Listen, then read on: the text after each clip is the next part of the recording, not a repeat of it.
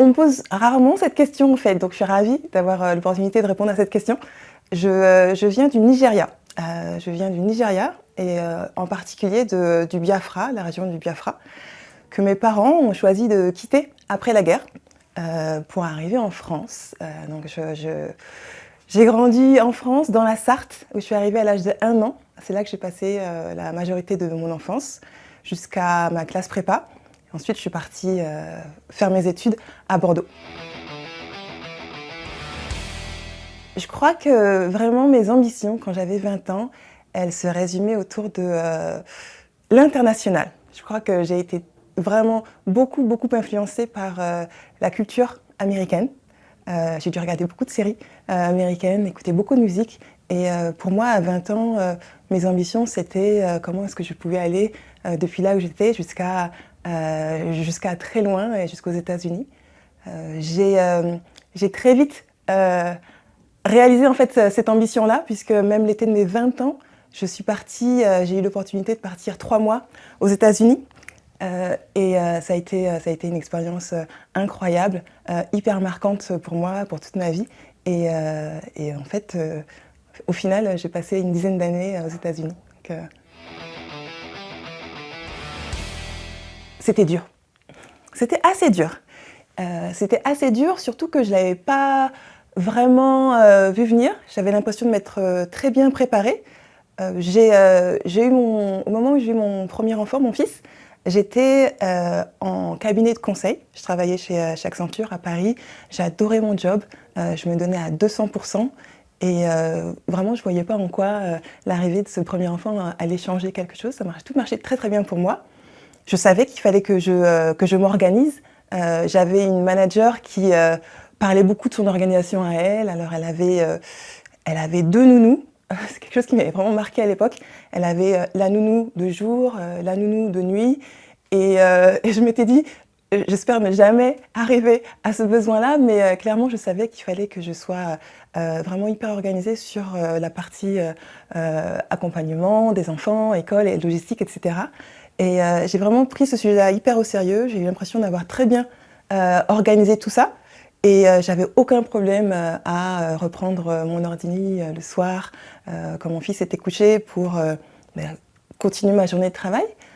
Donc pour moi, je travaillais autant, voire plus. J'aimais autant mon job. Mais en fait, très vite, j'ai senti que quelque chose avait changé. Quelque chose avait changé, mais qui était plus sur la perception qu'on avait de moi, en fait, et assez décorrélée de ce que je faisais, de ma contribution, qui pour moi était toujours aussi pertinente, en fait. Et en fait, j'ai eu l'impression vraiment d'être confrontée à un ennemi un peu invisible. Quelque chose avait changé, mais j'essayais de dire que non, j'étais toujours aussi partante pour faire des projets challengeants. Et en fait, je sais pas, je pense que j'ai pas su venir ce changement-là, en tout cas dans le regard de mes employeurs. Et au final, à l'arrivée de ma 2e grossesse, j'ai décidé de quitter la société. Déjà, continuer, c'est important pour moi, continuer d'être un rock pour ceux qui ont besoin de moi, pour ma famille notamment, et continuer à mener une vie qui est pour moi qui est pleine de sens, du sens, de l'impact. Si je peux toucher la vie d'un maximum de gens, c'est quelque chose qui est important pour moi. J'essaie de prendre le temps à chaque fois que je passe des tranches de vie, de prendre un temps d'arrêt pour vraiment réfléchir à ce que j'ai envie de faire à 2, 3, 5 ans. Et oui, aujourd'hui, mon ambition, elle est vraiment autour de comment est-ce que je peux utiliser, moi, ce que j'ai vécu. Je pense que j'ai la chance d'avoir eu une belle ascension sociale, comme on entend souvent dire. Et j'ai vraiment envie de voir comment je peux utiliser ça, moi, pour aider aussi autour de moi un maximum de personnes et d'entreprises aussi, faire évoluer un petit peu les mentalités pour qu'il y ait beaucoup plus d'ouverture, d'acceptation de l'autre. Donc Ouais, mon ambition, c'est de peser sur comment est-ce qu'on perçoit les gens qui ne sont pas exactement comme nous, en tout cas en apparence, pour réussir collectivement à s'enrichir oui, à se concentrer sur des choses qui ont voilà, des belles missions à porter, des beaux impacts et prendre soin les uns des autres. Je pense que ça, c'est quelque chose qui est très important pour moi. Le plus grand échec, alors c'est rigolo parce que je me rends compte que l'échec, ça fait vraiment pas partie de mon logiciel. Ça fait vraiment pas partie de mon logiciel j'ai beau me creuser, je me rends compte que j'ai cette capacité à vraiment à tourner la page, à switcher très très rapidement. Alors je suis vraiment pas quelqu'un qui est dans la rumination. Il se passe quelque chose. Dans Tact, quoi. Moi, et j'aime bien cette phrase de Nelson Mandela qui dit « Je ne perds jamais, soit je gagne, soit j'apprends ». Et moi, ça me parle beaucoup. Ça me parle beaucoup, donc oui, l'échec, pour moi, c'est vraiment pas quelque chose qui fait partie du logiciel. Donc, on a fondé Comet en 2021. J'étais arrivée vraiment à une période de ma vie où j'avais eu cette réflexion sur ok, quel va être mon prochain challenge. Je fonctionne beaucoup par challenge. Quelles sont mes envies, comment j'ai envie d'écrire le prochain chapitre de ma vie pro et de ma vie tout court en général en fait. J'avais vraiment à cœur de mener un projet autour des questions de diversité, de la place des diversités au sein des entreprises encore une fois autour de cette expérience personnelle que j'ai eue de réussir à accéder à des postes hyper intéressants, à des grosses responsabilités dans des belles entreprises en France et internationales. Et même si j'ai réussi à faire ce chemin-là, j'ai tout à fait conscience des moments difficiles, en fait, des moments où je me suis sentie particulièrement seule, des moments où je me suis sentie aussi pas vraiment équipée, outillée pour comprendre les codes, pour décrypter des situations. Je pense, voilà, et au moment où on s'est rencontrés avec Anne-Sophie et Célia, on s'est vraiment retrouvés sur les challenges que rencontrent les femmes quand elles accèdent aux responsabilités dans des entreprises. En parallèle, on avait chacune fait l'expérience de la puissance des réseaux.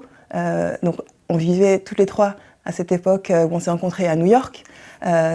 Et une ville qui a une énergie juste incroyable et avec vraiment des réseaux qui sont magnifiques humainement, avec des personnes qui sont vraiment là pour se tirer vers le haut, vraiment aller beaucoup plus loin dans l'entraide, mais vraiment avoir un vrai impact sur les personnes qu'on rencontre pour vraiment les tirer vers le haut. Donc cette réussite, vraiment cette notion de communauté qui favorise la réussite collective en fait.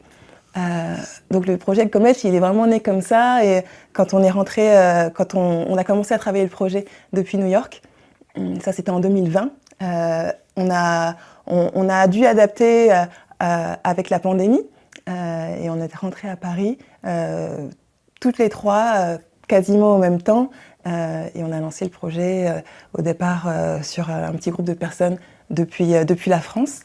Donc on a commencé avec une trentaine de femmes C-level et aujourd'hui Comet c'est bientôt 300 femmes leaders qu'on accompagne.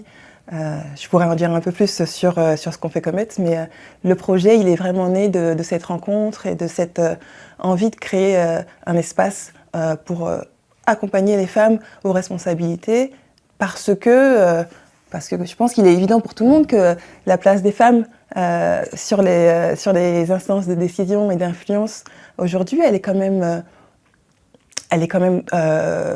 très, très, très limitée. Les femmes sont encore trop peu présentes. Et on a envie vraiment de s'attaquer à ce sujet-là. On pense que c'est important que les femmes soient plus visibles, que les femmes aient plus de place là où les décisions sont prises.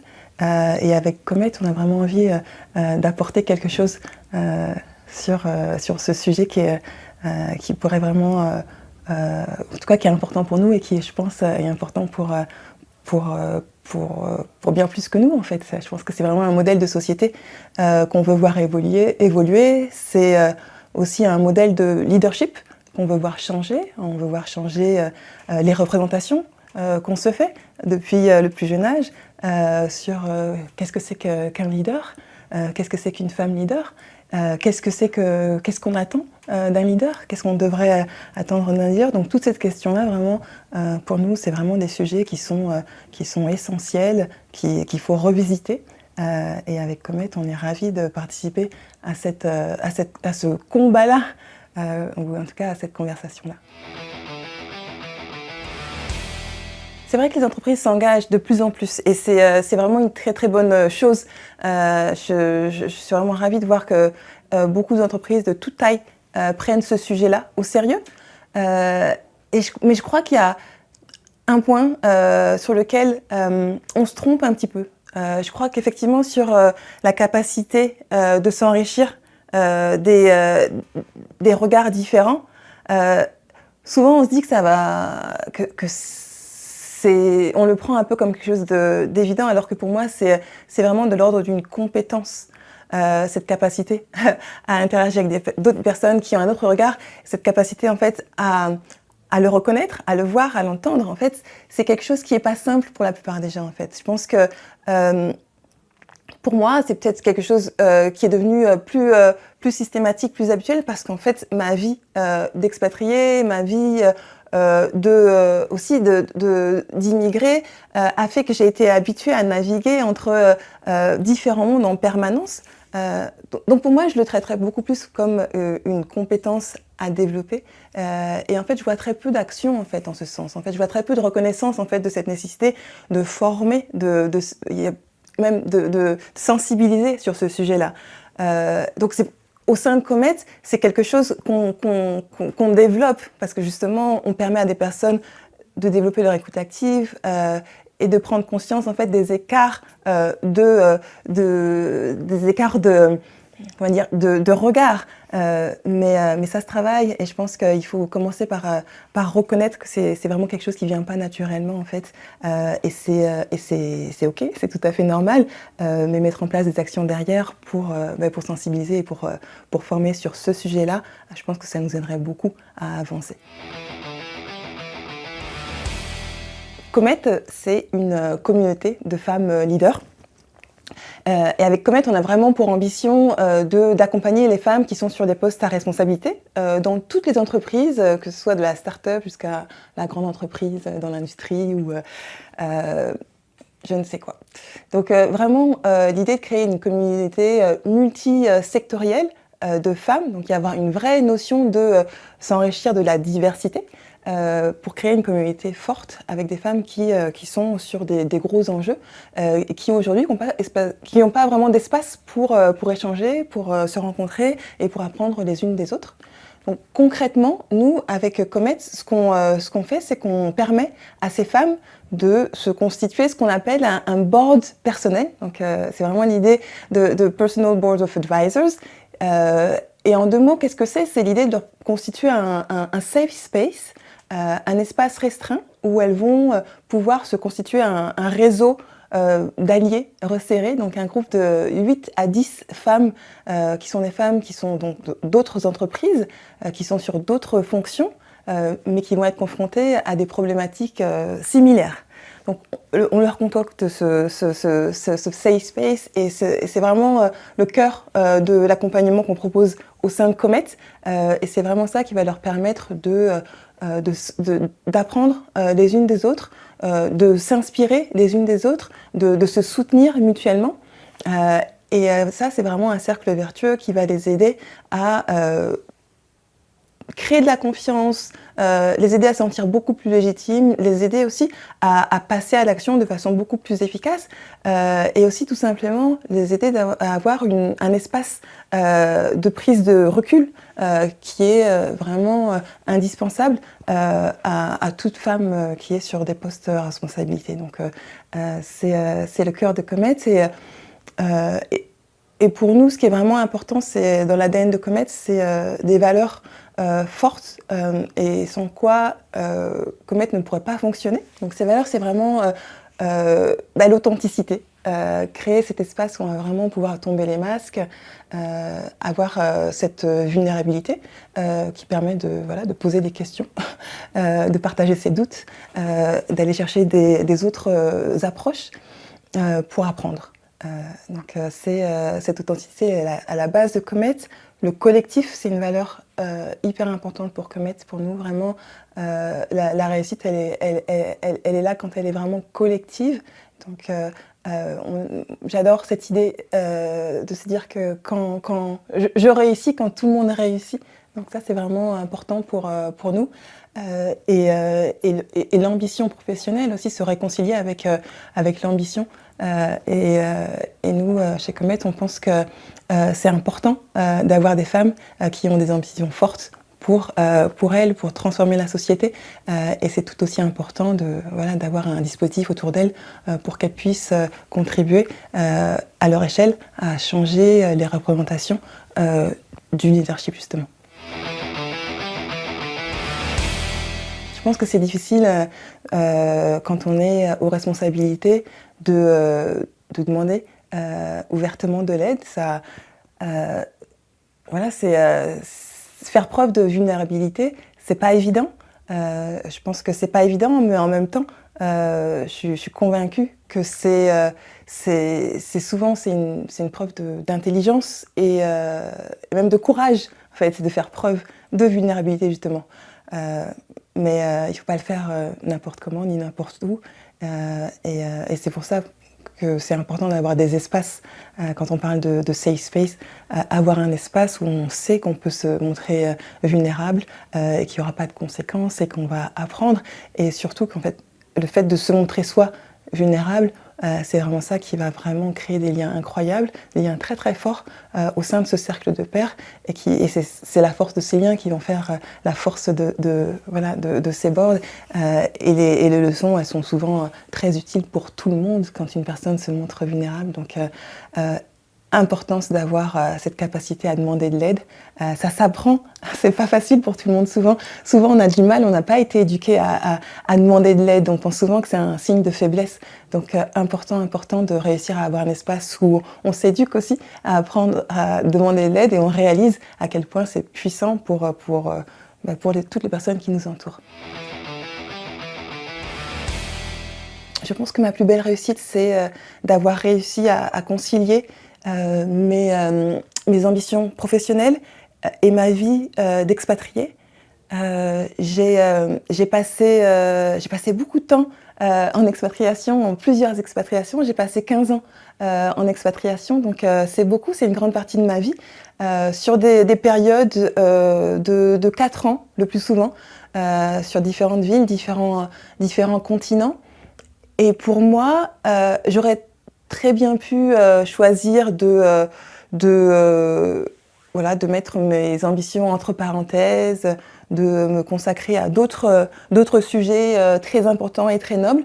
Mais en fait, c'était pas moi. Moi, j'avais toujours eu besoin de profiter de mes expériences à l'étranger pour me challenger, pour apprendre, pour m'enrichir professionnellement.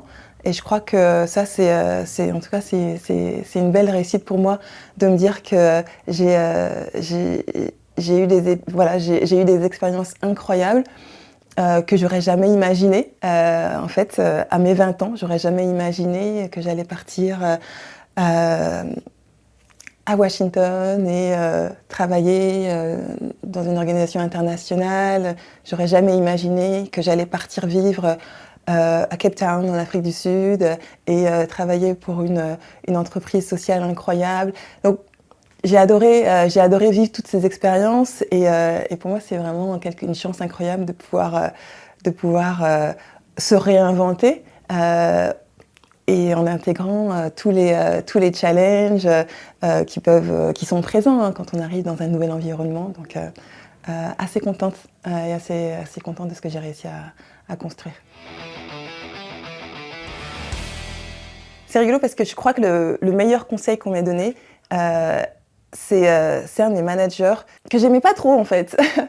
Mais par contre, il m'a dit une fois, il me l'a dit en anglais, il m'a dit Done is better than perfect. Et en fait, il avait 100% raison. Je pense qu'il a touché quelque chose qui était vrai chez moi. Perfectionniste, super perfectionniste, et beaucoup dans la réflexion, beaucoup dans l'analyse. Et je pense qu'il avait raison. Je pense que le passage à l'action, c'était quelque chose que j'avais besoin de faire beaucoup plus. Et donc pour toutes les personnes qui sont un peu comme je le suis toujours un petit peu, un peu beaucoup dans la réflexion, un peu beaucoup dans faire des choses parfaites, magnifiques, lues, relues, relues, relues. Je pense que c'est vraiment très important d'apprendre à passer à l'action beaucoup plus. En tant qu'entrepreneur, on ne peut pas ignorer les questions d'impact. Je pense qu'il y a vraiment quelque chose qui se joue autour de la responsabilité environnementale, la responsabilité sociétale des entreprises. Pour moi, c'est un sujet important et je pense que c'est un sujet qui rattrapera tous les entrepreneurs, ne serait-ce que par l'apport des équipes, des personnes qui vont rejoindre ces entreprises et qui vont aussi interroger l'entreprise sur les questions de sens et sur les questions d'impact.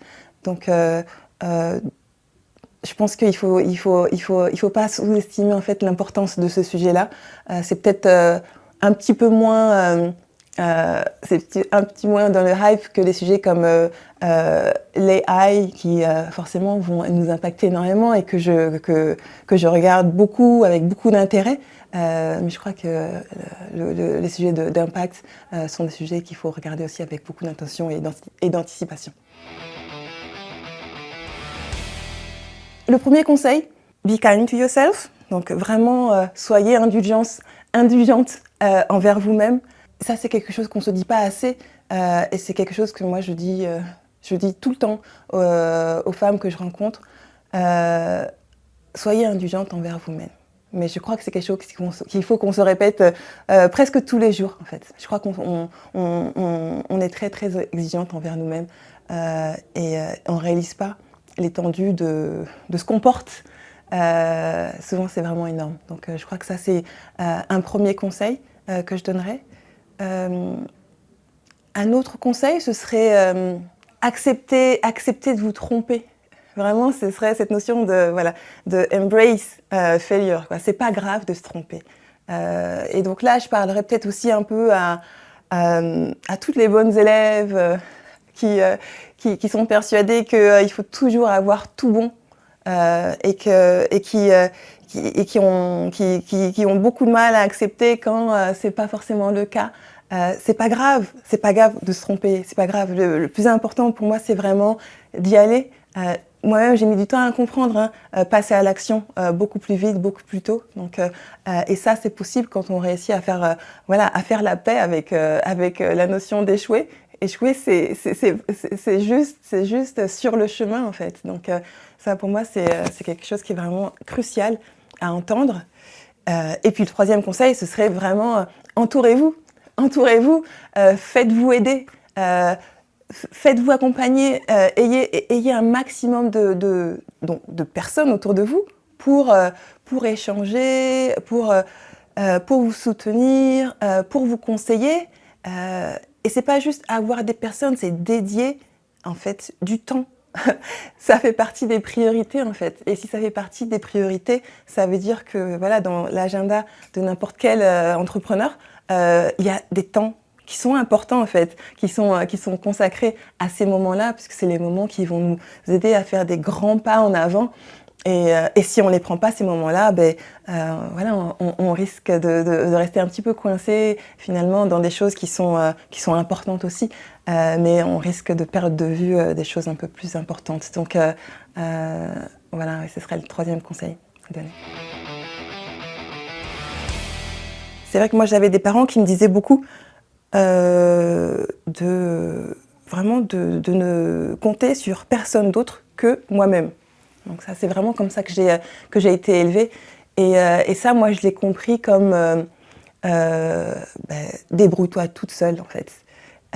Et c'est vrai que j'ai fait beaucoup de choses toute seule.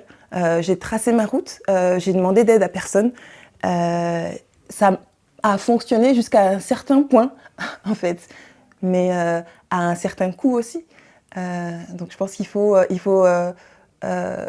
j'avais c'était pas un mauvais conseil, peut-être que je l'ai mal interprété, en fait, c'est comme ça que je l'ai interprété, peut-être que c'était aussi une façon de me dire qu'il fallait que je travaille beaucoup, et effectivement, il faut travailler. Mais oui, je pense que pour moi, c'est vraiment important le plus tôt possible. On n'a pas besoin d'attendre d'être une femme leader, le plus tôt possible, de se créer des opportunités d'échanger avec des personnes qui sont un peu plus éloignées, en fait, de notre cercle immédiat. Ça, c'est hyper important pour gagner en perspective et gagner en perspective et puis et tout simplement s'enrichir aussi humainement de ces rencontres. C'est pas forcément dans une perspective de réussite ou de gagner, mais c'est vraiment créer des liens. Je pense que c'est une chose dont on a le plus besoin aujourd'hui, encore plus dans une époque post-confinement, post-Covid. On a besoin de recréer des liens les uns avec les autres. Et je pense qu'il y a énormément de richesse quand on réussit à créer des liens avec des personnes qui vivent dans d'autres milieux que nous. Sortir de l'entre-soi, ça peut paraître effrayant, mais en fait, souvent, on se rend compte qu'on a tellement à gagner, on a tellement en commun avec des personnes qui nous paraissent tellement éloignées de nos réalités. Donc ça vaut le coup de faire cet effort-là.